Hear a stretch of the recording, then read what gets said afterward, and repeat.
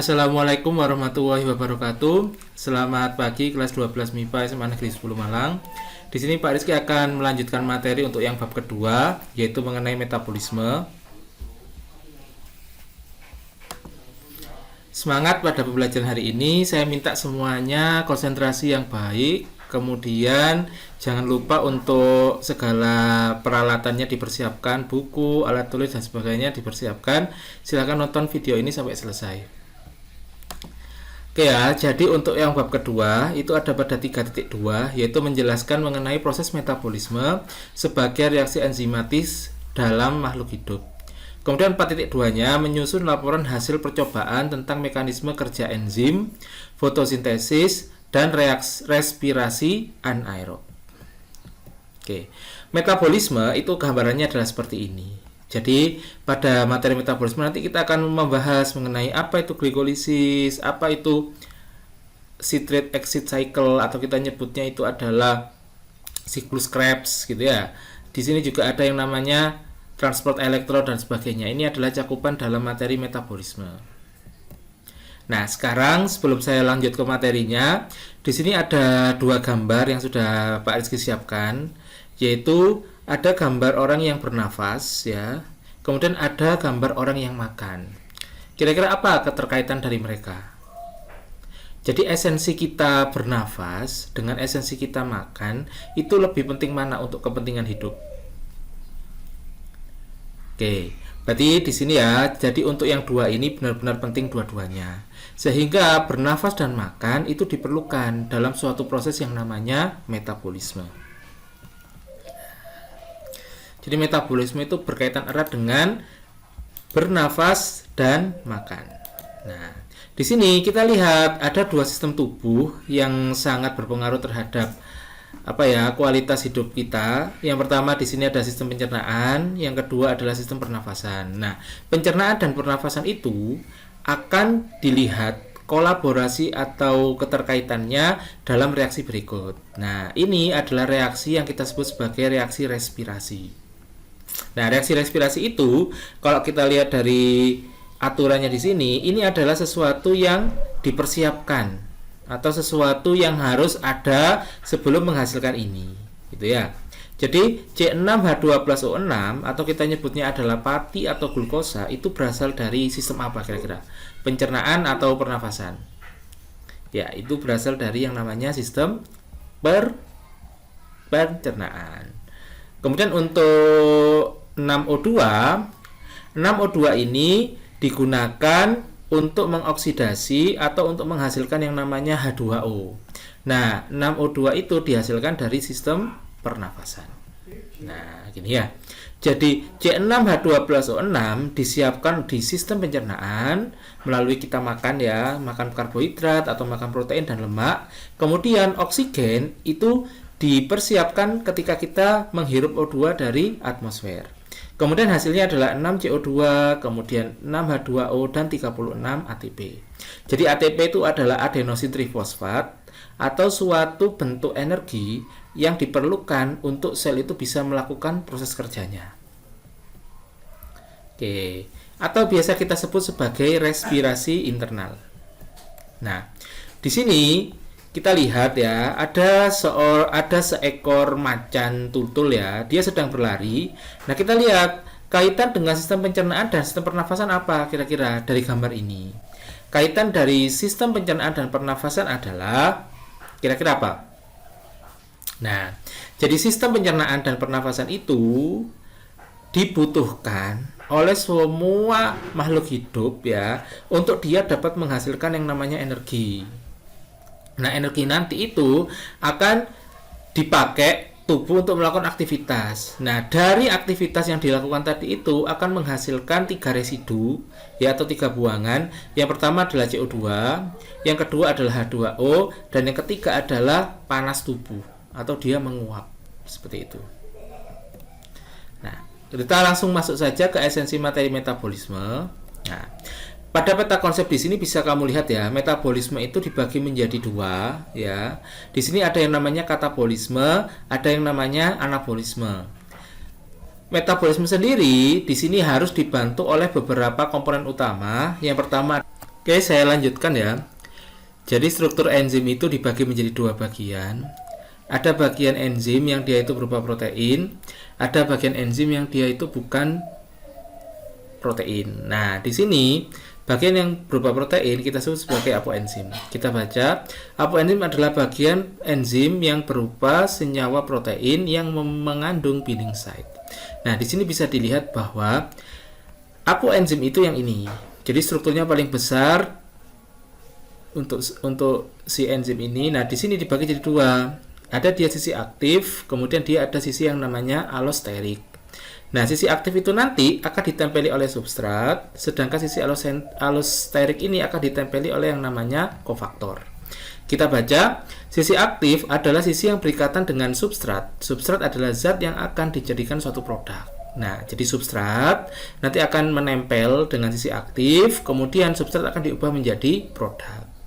Kalau allosterik apa? Allosterik adalah sisi yang berikatan dengan kofaktor atau aktivator enzim. Nah, ini sisi allosteriknya. Sisi allosterik dapat diganggu dengan adanya inhibitor non-kompetitif yang berstruktur sama dengan kofaktor. Inhibitor ini akan mencegah enzim untuk mengubah-ubah bentuk sisi aktif atau menjadi kaku. Jadi, diingat dasarnya ya, bahwa kalau sisi aktif itu nanti akan ditempeli oleh substrat, sedangkan sisi allosterik akan ditempeli oleh yang namanya kofaktor. Kita lanjutkan.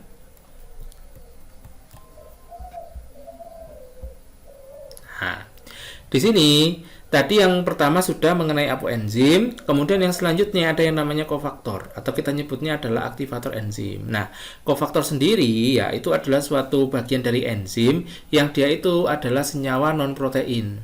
Nah, kofaktor ini dapat memiliki kemampuan untuk mengubah sisi aktif sehingga dapat ditempel oleh substrat tertentu. Nah, di sini kofaktor dibagi jadi dua, ada yang namanya koenzim, yang kedua adalah gugus prostetik. Nah, kofaktor yang koenzim itu adalah kofaktor yang dia itu berupa senyawa organik berupa protein yang berikatan secara non-kovalen dengan enzim. Contohnya adalah NAD+. Sedangkan kalau gugus prostetik adalah kofaktor yang berupa senyawa anorganik atau mineral yang berikatan secara kovalen dengan enzim. Contohnya adalah Cl-min, kemudian Ca2+, pada enzim amilase, Fe pada hemoglobin, dan Mg pada klorofil. Nah, ketika suatu bagian dari apoenzim kemudian ada yang namanya bagian kofaktor yang menempel, maka itu disebut sebagai holoenzim. Jadi, nah di sini kita baca sisi aktif dapat diganggu oleh inhibitor kompetitif yang berstruktur sama dengan substrat. Inhibitor akan mencegah substrat berikatan dengan sisi aktif. Nah, kemudian kalau sisi allosterik dapat diganggu oleh yang namanya inhibitor non-kompetitif yang berstruktur sama dengan kofaktor. Inhibitor akan mencegah enzim untuk mengubah-ubah bentuk sisi aktif. Nah, di sini. Jadi diingat baik-baik ya. Jadi kalau sisi aktif itu nanti biasanya yang akan mengganggu proses kerja dari enzimnya itu adalah namanya inhibitor kompetitif. Sedangkan kalau sisi allosteriknya ya, itu kan biasanya kan ditempeli oleh kofaktor. Nah, di sini ditemukan yang namanya inhibitor non-kompetitif. Ketika inhibitor non-kompetitif itu yang menempel, maka sisi aktif itu nggak bisa diubah. Sedangkan bentuk substratnya tidak sesuai dengan bentuk dari sisi aktifnya. Kemudian kita lanjutkan. Nah, seperti yang tadi saya jelaskan, jadi holoenzim itu ada dua bagiannya. Ada apoenzim, yang kedua adalah gugus prostetik. Bisa dibaca sendiri untuk penjelasannya. Nah, di sini enzim memiliki beberapa sifat ya. Kita baca satu-satu. Yang pertama, enzim bersifat spesifik. Seperti yang tadi saya terangkan, jadi enzim itu hanya bisa bekerja pada satu bahan tertentu saja. Andai kata kita memberi contoh, misalkan suatu bahan itu berupa protein, otomatis bukan enzim lipase yang memecah. Karena enzim lipase hanya berfungsi untuk memecah lemak. Jadi dia sifatnya adalah spesifik. Nanti ada penjelasannya di belakang. Kemudian enzim bekerja pada suhu tertentu. Jadi enzim itu tidak bisa maksimal suhu dan minimal suhu. Jadi dia terus optimal suhu yang sesuai dengan dia. Seperti itu ya. Kemudian ada enzim yang bekerja pada pH tertentu. Jadi pH-nya juga dipilih. Ada enzim yang cocok dengan pH asam, ada enzim yang cocok dengan netral, ada enzim yang dia cocok dengan basah. Kemudian kerja enzim dapat bolak-balik. Artinya selain memecah substrat juga dapat membentuk substrat lainnya. Jadi dia itu bisa membantu katabolisme, juga bisa membantu anabolisme. Maksudnya seperti itu. Jadi bolak-balik. kemudian terlibat dalam jalannya reaksi namun jumlahnya tidak berubah. Jadi dia ikut bereaksi, dia tidak ikut bereaksi meskipun suatu zat itu dia bantu untuk mereaksikan. Kemudian mempercepat laju reaksi, tidak mengubah komposisi produk. Yang selanjutnya menurunkan energi aktivasi, dibutuhkan dalam jumlah sedikit, dapat dihambat oleh zat tertentu. Nah, ini sifat-sifat enzim wajib dipahami satu-satu. Nah, kemudian di sini ya bisa dibaca ini adalah peranan enzim atau fungsinya enzim. Jadi enzim itu ada yang berfungsi sebagai reduksi, ya, penambahan hidrogen, elektron dan pelepasan oksigen itu namanya proses reduksi. Kemudian ada proses dehidrasi, yaitu pelepasan molekul uap air atau H2O. Kemudian ada oksidasi, reaksi pelepasan molekul hidrogen, elektron atau penambahan oksigen. Kemudian ada hidrolisis, yaitu reaksi penambahan H2O pada suatu molekul dan diikuti pemecahan molekul pada ikatan yang ditambah H2O. Itu namanya hidrolisis. Kemudian ada deaminasi, reaksi pelepasan gugus amino atau gugus amin. Biasanya ini pada sintesis protein, ya. Kemudian ada dekarboksilasi, dia adalah reaksi pelepasan CO2 dan gugus karboksil atau COOH. Kemudian ada fosforilasi, yaitu pelepasan fosfat. Kemudian ada transferase atau reaksi pemindahan suatu radikal. Ini harus dipahami konsepnya masing-masing karena dari masing-masing istilah ini itu akan berpengaruh terhadap materi-materi yang akan kita bahas selanjutnya. Jadi reduksi, dehidrasi, oksidasi, hidrolisis, deaminasi, dekarboksilasi, fosforilasi itu adalah kata-kata kunci yang harus paham benar tentang ini. Nah, di sini kita bahas satu-satu berkaitan dengan sifat. Yang pertama adalah spesifik. Jadi tadi sudah saya sebutkan bahwa enzim hanya bekerja pada satu zat saja. Nah, kita lihat di sini contohnya misalkan amilase. Amilase is an example of carbohydrate it breakdown starch. Jadi di sini si ini ya, si pati ya, atau kita nyebutnya adalah suatu bentuk amilum ya, dia itu akan diubah menjadi maltosa. Nah, tentu saja perubahan dari yang besar menjadi kecil itu kan namanya katabolisme. Nah, katabolisme di sini itu dibantu oleh enzim yang namanya amilase. Nah, gitu ya. Nah, di sini dicontohkan bahwa amilase itu ada di 3 tempat atau dibuat oleh 3 tempat. Yang pertama di salivary gland, ya. Salivary gland itu berarti ini apa namanya?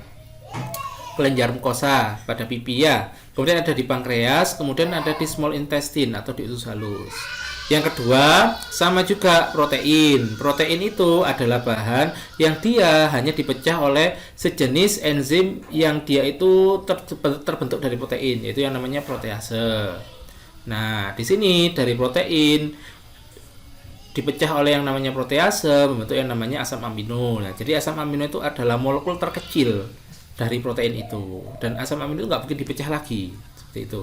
Nah, protease ditemukan atau dibuat di 3 tempat. Yang pertama adalah di lambung, stomach ya, kemudian ada di pankreas, yang terakhir ada di small intestine atau di usus halus. Nah, yang terakhir contohnya adalah lipid, lemak ya. Lemak itu ya sama juga, dia kan molekulnya kompleks. Nah, dia harus dipecah menjadi asam lemak dan gliserol.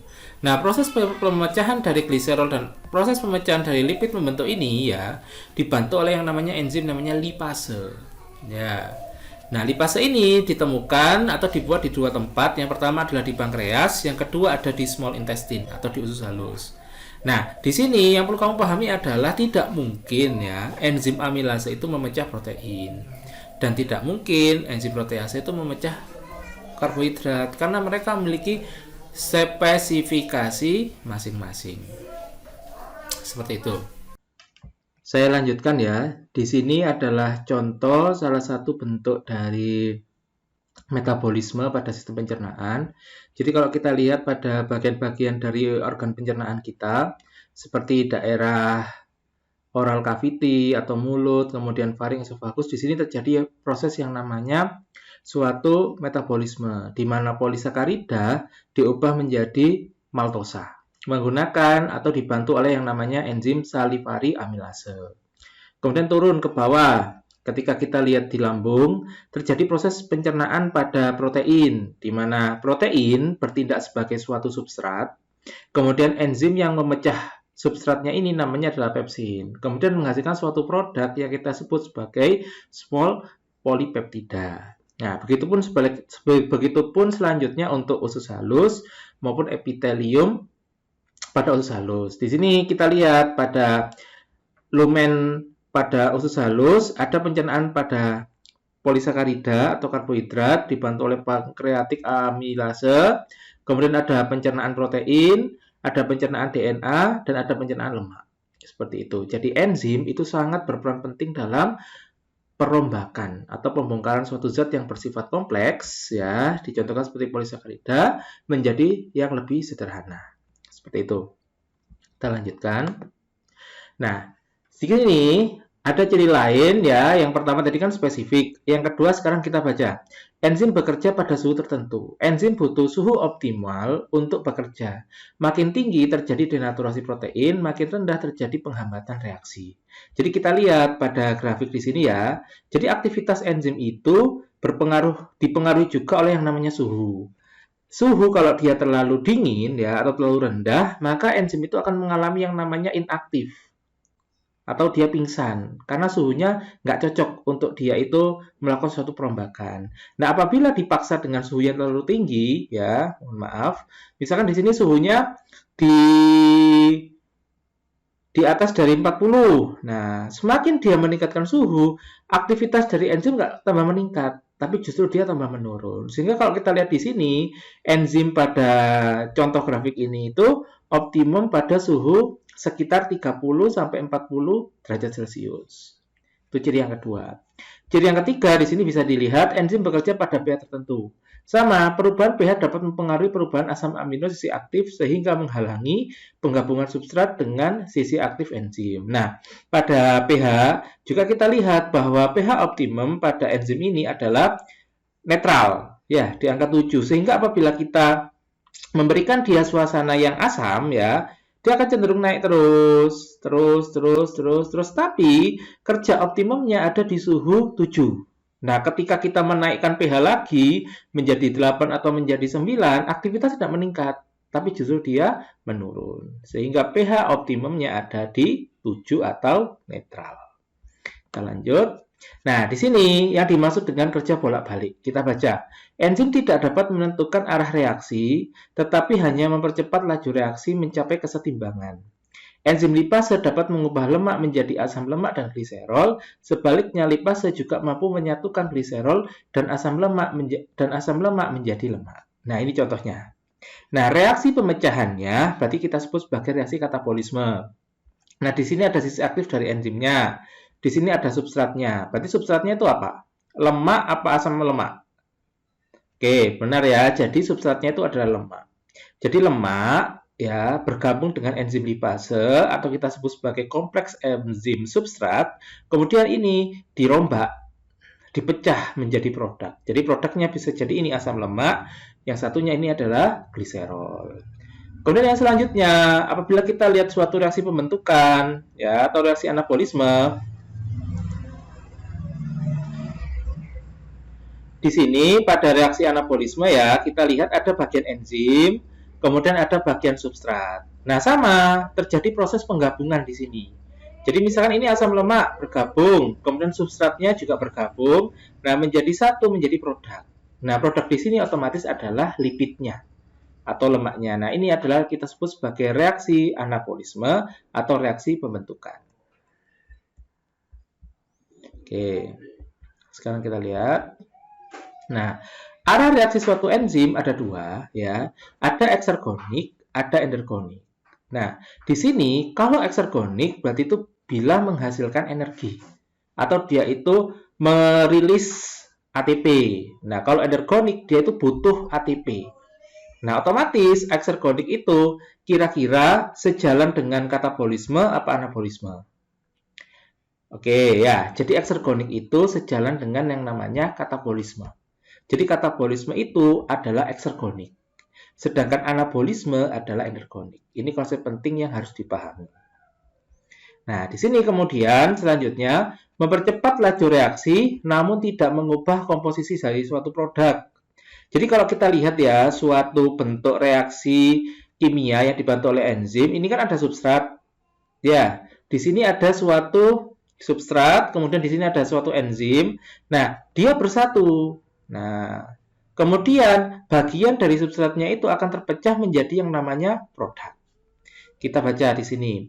Katalisator adalah suatu zat yang mempercepat reaksi kimia, tetapi tidak mengubah kesetimbangan reaksi, atau tidak mempengaruhi hasil akhir reaksi. Gitu ya.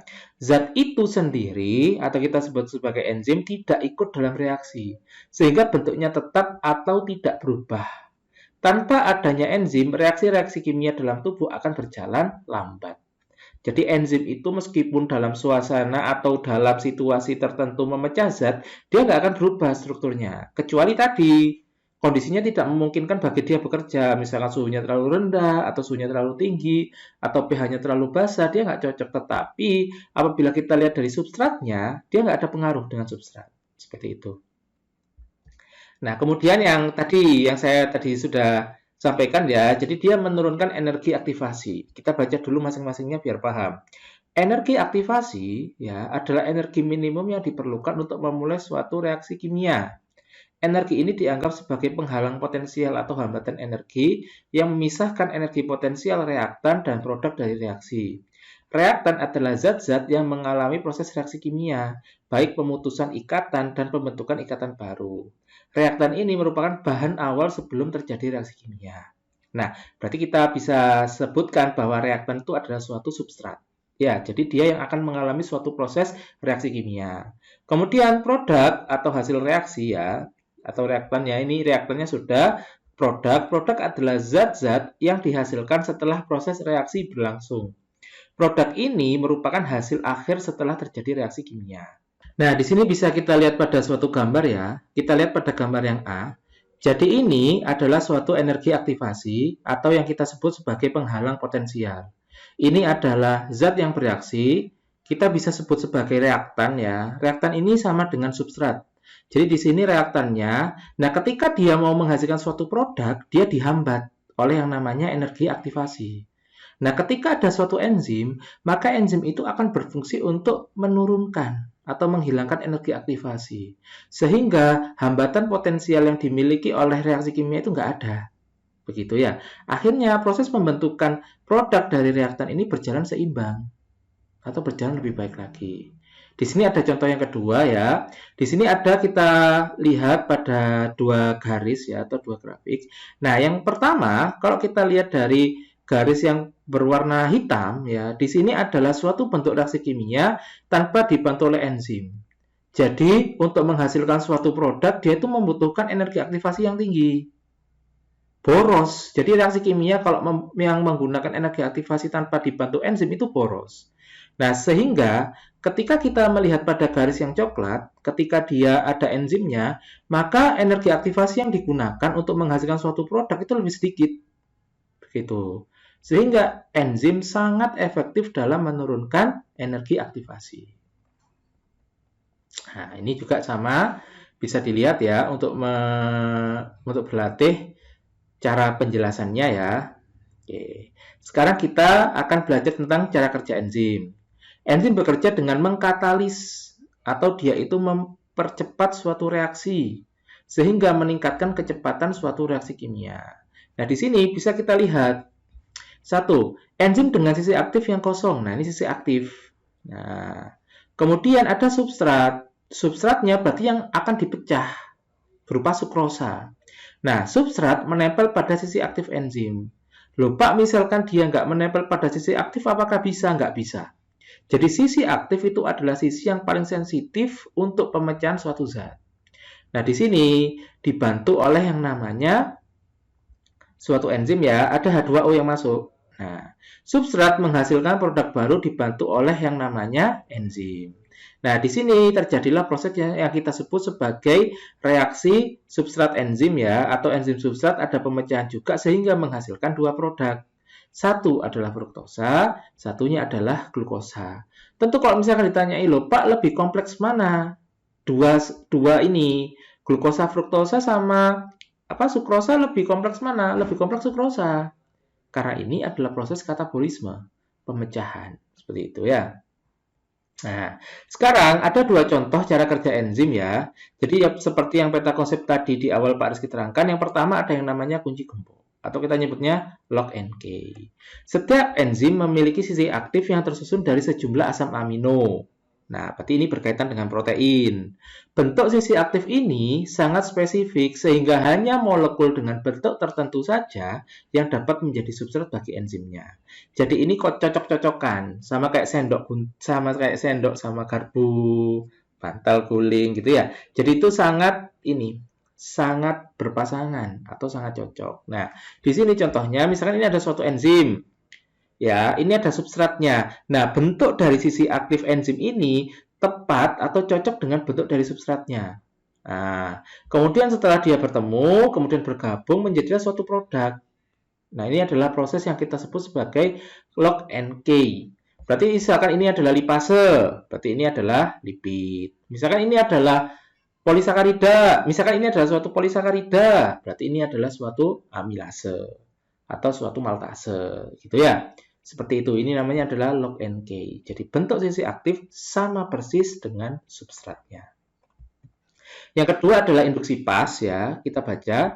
Induksi pas adalah sisi aktif enzim merupakan bentuk yang tidak kaku atau bentuknya sangat fleksibel. Ketika substrat memasuki sisi aktif enzim, bentuk sisi aktif berubah bentuk sesuai dengan bentuk substrat. Kemudian terbentuk kompleks enzim substrat. Pada saat produk sudah terlepas dari kompleks, maka enzim lepas dan kembali bereaksi dengan substrat yang lain.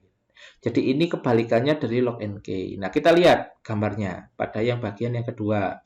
Ini misalkan substrat, ini bentuk enzimnya. Nah, kita lihat bahwa bentuk dari substrat itu kan nggak sesuai dengan sisi aktif. Nah, ini yang menyesuaikan siapa? Yang menyesuaikan adalah enzimnya. Gitu ya.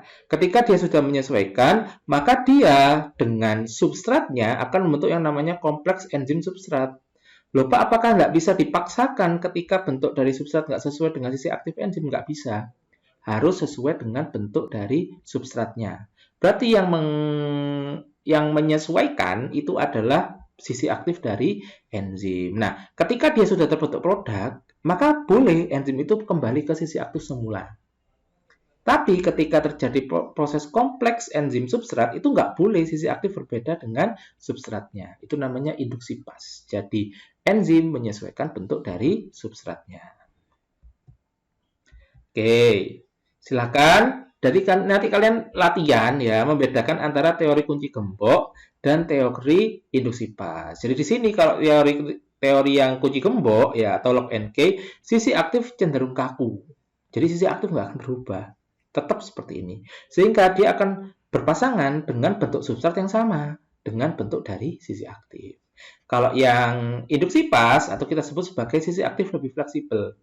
Jadi bentuk substrat ya akan disesuaikan dengan bentuk sisi aktif dari enzimnya. Jadi enzim yang akan menyesuaikan bentuk dari substratnya. Oke. Sekarang kita belajar apa saja faktor-faktor yang mempengaruhi enzim itu, gitu ya. Jadi enzim itu kan sifatnya sesuatu yang bekerjanya sangat dibutuhkan oleh tubuh kita. Nah, dia punya faktor-faktor yang mempengaruhi. Seperti itu ya. Nah, di sini ada 5. Yang pertama adalah suhu, yang kedua adalah pH, kemudian ada konsentrasi enzim, ada konsentrasi substrat, dan yang terakhir adalah inhibitor enzim. Nah, nanti ini bisa dibaca ya. Bisa dibaca teorinya. Nah, ini juga bisa dibaca. Nah, Pak Rizky langsung ke gambar. Nah, seperti yang tadi saya terangkan ya, bahwa suhu itu sangat mempengaruhi aktivitas dari suatu reaksi kimia. Ya, dan juga enzim juga. Nah, sekarang kita baca. Suhu berpengaruh terhadap kerja enzim. Semakin tinggi suhu, maka energi kinetik substrat dan enzim meningkat, sehingga mempermudah keduanya saling berikatan. Nah, kemudian aktivitas enzim meningkat pada suhu optimum sampai suhu maksimum sekitar 40 derajat Celcius. Nah, di sini ya, ini bisa kita patahkan ketika suhu itu terlalu tinggi. Jadi kalau misalkan kita memaksakan ya, suatu enzim itu suhunya terlalu tinggi atau melebihi dari 40 derajat Celcius ini, menyebabkan dia mengalami yang namanya denaturasi. Denaturasi itu rusaknya struktur sisi aktif enzim dan rusaknya komponen apoenzim pada enzim itu. Itu namanya adalah denaturasi. Nah, kalau dia sudah denaturasi, dia tidak akan mungkin kembali lagi ke bentuk semula. Nah, ketika kita melihat suhu yang terlalu rendah ya, misalkan kita perlakukan di bawahnya 30, nah, atau sekitar 20 atau 15 derajat Celcius, dia mengalami yang namanya inaktivasi. Jadi dia itu semacam dorman kalau pada tumbuhan. Jadi dia itu semacam tidak bekerja dan dia akan kembali bekerja lagi ketika suhunya dioptimumkan, dinaikkan maksudnya ya, menjadi 40 atau menjadi 45 derajat Celcius. Itu faktor suhu. Seperti itu. Kemudian faktor pH, ya sama juga pada faktor pH. Jadi pH pada setiap enzim itu beda-beda. pH pada setiap enzim itu beda-beda. Jadi yang kita cari bukan pH minimum, bukan pH maksimum, tapi pH optimum. Ya, jadi pH optimumnya pada masing-masing enzim itu beda. Contohnya pada pepsin. Pepsin itu kan bekerjanya pada lambung. Otomatis lambung itu suasana adalah asam, sehingga dia optimum di pH 2. Di sini ya, cocok bagi dia karena dia memang suasananya asam.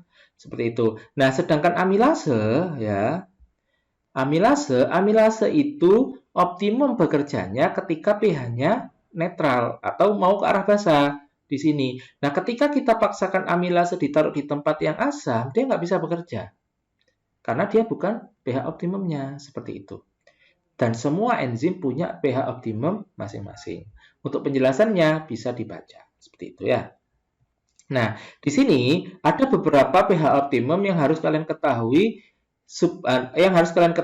Di sini ada contohnya, misalkan ada pepsin, ada sukrase, ada amilase, ada urease, ada tripsin, ada lipase, ada arginase. Ini ada lokasinya ya. Lokasinya pertama ada di lambung, ada di usus halus, pankreas, hati, kemudian ada usus halus lagi, ada pankreas, ada hati. Nah, substratnya apa? Jadi peptida bonds itu akan dibantu oleh pepsin, ya, dipecah menjadi suatu asam amino atau jenis protein tertentu dengan pH optimum 1,5 sampai 2. Tuh ya. Sama lagi contohnya, misalkan lokasi reaksi kimianya di usus halus, pemecahan sukrosa menjadi maltosa atau fruktosa dibantu oleh enzim sukrase. Enzim sukrase bekerja dengan pH optimum sebesar 6,2. Seperti itu ya. Jadi, kenapa kok pH itu mempengaruhi kerja enzim? Karena memang pH itu adalah suatu bentuk suasana ya, yang dia itu akan mengaktifasi dari protein-protein yang ada di enzim tersebut. Nah, sekarang kita lanjutkan. Selanjutnya adalah suatu konsentrasi enzim. Kita baca, bila jumlah enzim dalam satu reaksi menjadi 2 kali lipat, maka jumlah substrat yang diubah atau menjadi produk adalah 2 kali lipat juga. Maksudnya bagaimana? Jadi ketika kita menambah atau menambahkan volume dari suatu enzim atau menambahkan enzimnya, maka produk yang dihasilkan juga lebih banyak. Seperti itu ya. Konsentrasi enzim yang lebih besar dari substrat akan mempercepat laju reaksi atau mempercepat pembentukan produk. Jadi konsentrasi yang lebih besar, maka substrat yang dipecah juga lebih cepat. Seperti itu. Konsentrasi enzim membatasi laju reaksi. Enzim akan jenuh jika sisi aktif semua molekul enzim terpakai setiap waktu. Pada titik jenuh, laju reaksi tidak akan meningkat meskipun substrat ditambahkan. Jika konsentrasi enzim ditambahkan, laju reaksi akan meningkat hingga titik jenuh berikutnya. Jadi suatu enzim itu sebenarnya punya suatu kapasitas. Sisi aktifnya dia itu sebenarnya nggak hanya bisa memecah satu, tapi beberapa molekul sejenis. Tapi apabila dipaksakan semua sisi aktifnya itu membantu proses pemecahan, maka dia itu akan bekerja lambat. Sehingga dia harus bergantian bekerjanya. Seperti itu ya. Ini adalah konsentrasi enzim. Kemudian yang selanjutnya adalah konsentrasi substrat. Konsentrasi substrat yang lebih besar dari enzim akan menimbulkan konsentrasi substrat jenuh atau laju reaksi maksimum yang menyebabkan ada substrat yang tidak dikatalis. Berarti substrat itu jumlahnya nggak boleh lebih besar dari enzimnya. Pada konsentrasi substrat yang rendah, kenaikan substrat akan meningkatkan kecepatan reaksi enzimatis hampir secara linear. Jika konsentrasi substrat tinggi, maka peningkatan kecepatan reaksi enzimatis akan semakin menurun sejalan dengan peningkatan jumlah substratnya. Kecepatan maksimum ya atau kita namanya Vmax, reaksi enzimatik ditunjukkan dengan garis mendatar yang menggambarkan peningkatan kecepatan reaksi yang rendah seiring dengan penambahan konsentrasi substrat. Seperti itu. Jadi maksudnya seperti apa? Jadi kerja enzim itu tidak boleh tidak boleh diganggu dengan banyaknya substrat. Kata kuncinya ada di sini tadi. Kata kuncinya ada di sini. Jadi konsentrasi substrat itu tidak boleh lebih besar daripada konsentrasi enzimnya. Gitu ya. Ketika jumlah enzimnya lebih besar daripada jumlah substratnya, maka reaksi kimia akan berjalan lancar. Namun sebaliknya, laju reaksi kimia akan melambat, bahkan tidak akan terjadi suatu reaksi kimia kalau konsentrasi substratnya lebih besar daripada konsentrasi enzimnya. Seperti itu. Inhibitor. Nah, kita nyampe ke yang terakhir yaitu inhibitor. Oke, kita selesaikan. Nah, inhibitor itu adalah bahan yang menghambat kerja enzim. Jadi bahan yang menghambat kerja enzim, yang tadi Pak Rizky ingatkan yang pertama, ada yang namanya inhibitor non-kompetitif, yang kedua adalah inhibitor kompetitif. Kita baca. Bekerja dengan cara berikatan pada tempat aktif enzim. Akibatnya, substrat tidak bisa berikatan dengan enzim. Tidak berikatan dengan tempat aktif, tetapi menyebabkan perubahan pada tempat aktif. Ini pun substrat tidak bisa berikatan dengan enzim. Inhibitor dapat dibedakan menjadi dua, yaitu kompetitif dan inhibitor non-kompetitif. Nah, ini nanti bisa dibaca. Kata kuncinya adalah, kalau misalkan kompetitif, dia itu akan mengganggu kerja sisi aktif secara langsung. Sehingga substrat yang mau menempel ke dia itu nggak bisa. Itu kalau kompetitif. Jadi ibarat kata suatu bentuk ibarat kata suatu bentuk persaingannya secara langsung. Itu kompetitif. Sedangkan kalau dia non-kompetitif, dia tidak menyerang sisi aktif langsung. Tetapi sisi aktifnya itu dibiarkan, dia akan menyerang sisi allosteriknya. Ya, jadi harusnya kofaktor tertentu itu yang menempel, tapi inhibitor non-kompetitif yang menempel. Sehingga menyebabkan perubahan bentuk pada sisi aktif. Jadi dia mainnya di belakang, tidak langsung ke depan. Itu yang non-kompetitif. Nah, kita lihat gambarnya. Ya, tadi saya ulangi lagi. Jadi kalau dia yang inhibitor kompetitif ini kan ada substrat. Ini ada inhibitor yang kompetitifnya. Dia tidak menyerang bagian yang di luar sisi aktif. Tetapi dia langsung menuju ke sisi aktif. Nah, ini kita lihat. Ini substratnya nggak buru-buru menempel, kemudian penghambatnya yang masuk. Akhirnya apa yang terjadi? Tidak menghasilkan suatu produk. Ya, jadi sisi aktifnya berikatan dengan ini. Inhibitor kompetitif. Jadi mainnya secara langsung berkompetisi dengan substrat. Nah, sedangkan kalau inhibitor non kompetitif kita lihat ada namanya sisi allosterik. Ada enzim, ada sisi aktif. Nah, di sini kita sebut sebagai suatu inhibitor non-kompetitifnya. Dia nggak akan menyerang bagian sisi aktif, tapi dia akan menyerang di belakang, di bagian dari allosteriknya. Nah, ketika terjadi suatu reaksi kimia yang akan terjadi nah, dia ini duluan ke sisi allosteriknya. Ada penghambatan, kemudian menyebabkan bentuk sisi aktif itu nggak sesuai dengan bentuk substratnya. Jadi ini dia main di belakang menusuk dari belakang. Tidak menyerang di sisi aktif langsung, tapi dia menyerang dari sisi allosteriknya. Nah, akibatnya apa? Tidak menghasilkan suatu produk. Loh Pak, kemudian dari kedua ini, kira-kira yang lebih berbahaya yang mana? Yang lebih berbahaya itu adalah yang bagian inhibitor kompetitifnya. Seperti itu. Nah, sekarang kita ke nomenklatur dan klasifikasi enzim. Oke, enzim diberi nama dengan menggunakan akhiran ase. Contohnya misalkan lipid, lipase, Kemudian amilum, amilase. Nah, di sini kita baca pada nama substrat yang diubah oleh enzim tersebut. Misalnya, substrat maltosa diubah oleh enzim maltase menjadi glukosa. Enzim yang mengubah lemak atau lipid namanya adalah lipase. Enzim yang mengubah karbohidrat merupakan kelompok karbon hidrase. Adapun enzim yang tidak berakhiran ase, misalkan pepsin, tripsin, petialin, dan erepsin. Tapi kebanyakan suatu nama enzim itu diperoleh dari bahan atau substratnya ditambah dengan ase. Lipid, lipase. Gitu ya, protein, protease. karbohidrat atau kita nyebutnya amilum, amilase. Seperti itu. Nah, kemudian ya berdasarkan tadi pendefinisian yang sebelumnya tentang ase. Nah, si enzim ini bisa dikelompokkan menjadi 3. Jadi enzim ada yang karbohidrase, ada yang protase ya, ada yang esterase. Kita lihat. Nah, atau protease. Nah, di sini kalau kita lihat karbohidrase otomatis berkaitan dengan pemecahan pada karbohidrat. Enzimnya ada selulosa, amilase, pektinase, maltose, sukrose, laktose. Kalau protease berarti berkaitan dengan protein. Ada pepsin, tripsin, enterogenase, peptidase, renin, gelatinase. Itu adalah kelompok-kelompok enzim yang ada pada golongan protease atau penggolongan pada pemecahan protein. Yang terakhir adalah esterase. Kalau esterase ini merujuk pada suatu asam lemak atau suatu lipid. Nah, di sini ada 2. Ada yang namanya lipase, yang kedua ada fosfatase.